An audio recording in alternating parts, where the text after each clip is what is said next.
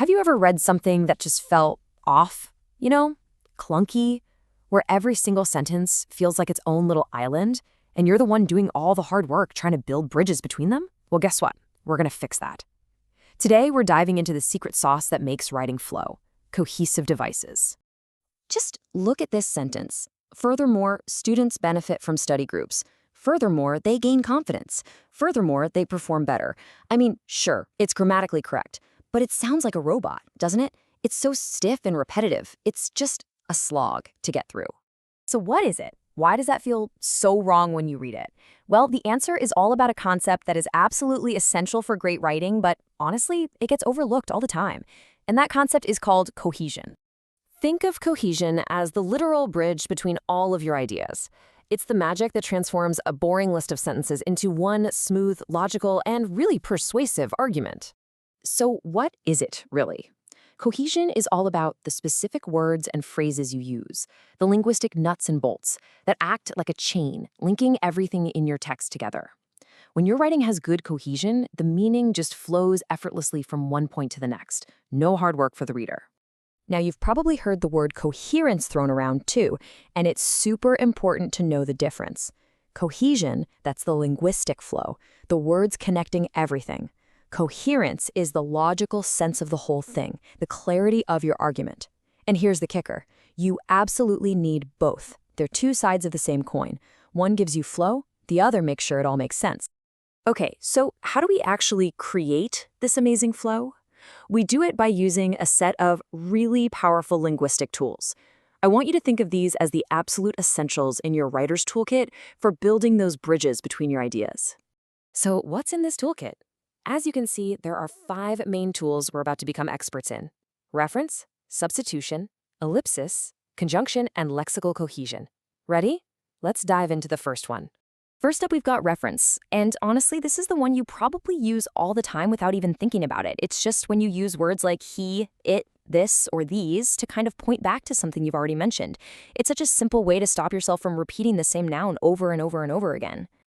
And here's a perfect example. Instead of saying many researchers again, the writer just says these studies. It's clean, it's elegant, and we know exactly what these studies is talking about. It connects those two sentences beautifully.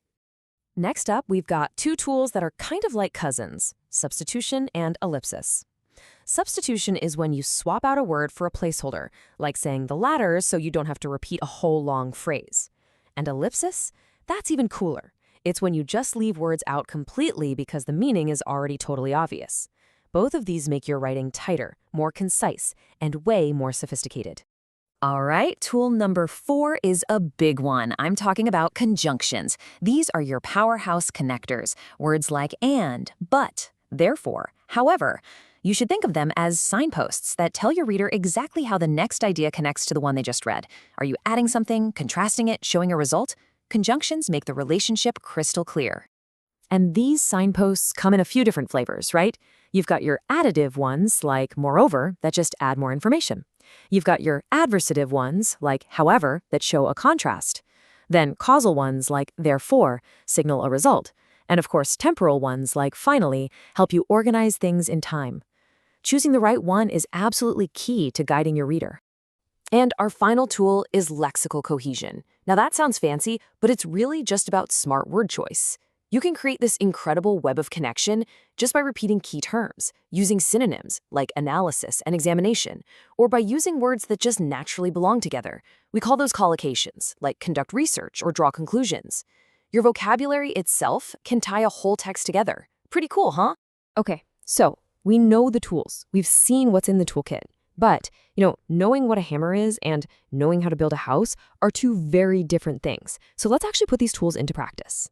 Time for a little challenge. Take a look at this sentence. Several scholars support the theory. Blank, some remain skeptical. What kind of signpost, what kind of conjunction do you think fits in that blank? Go on, I'll give you a second. Ding, ding. If you were thinking however or on the other hand, you nailed it. We need a contrasting word here to show that shift from support to skepticism. If you threw therefore in there, the whole sentence would just fall apart. See? It's all about picking the right tool for the job. Now, knowing how to use these tools is only half the battle. You also have to know how not to use them. So let's look at a couple of really common traps that can trip up even the best writers. Remember this furthermore disaster from the beginning? Yeah, this is the classic trap of overuse. And the fix isn't just swapping furthermore for another word. It's about rethinking the whole sentence to show the relationships more naturally. It's about turning that clunky robot into a smooth, well-oiled machine. Here's another one we're all guilty of. The vague this. In that first example, this creates issues. What is this? The student? The lateness? The assignment? Who knows? It's totally unclear. But look how easy the fix is. By adding just one word, this behavior, the meaning becomes instantly clear. The big lesson here, always make sure your references are pointing to something specific. Whew, we have covered a lot of ground. From what cohesion even is, to our 5 key tools, and the traps we need to avoid. Let's bring it all home and wrap it up with the most important takeaways. So what did we learn? First, cohesion is the glue that holds your writing together. Second, your toolkit has 5 essential items: reference, substitution, ellipsis, conjunctions, and lexical cohesion. Your job is to pick the right tool for the right logical connection while dodging those traps of overuse and ambiguity. If you can do that, your writing won't just be clear, it'll be professional and incredibly persuasive. And that's a wrap. But really, this is just the beginning for you. I want you to go look at the last thing you wrote. Could be an email, a report, anything. Which one of these 5 tools could make it even just a little bit clearer, a little bit smoother, a little bit more powerful? Which one are you going to focus on today?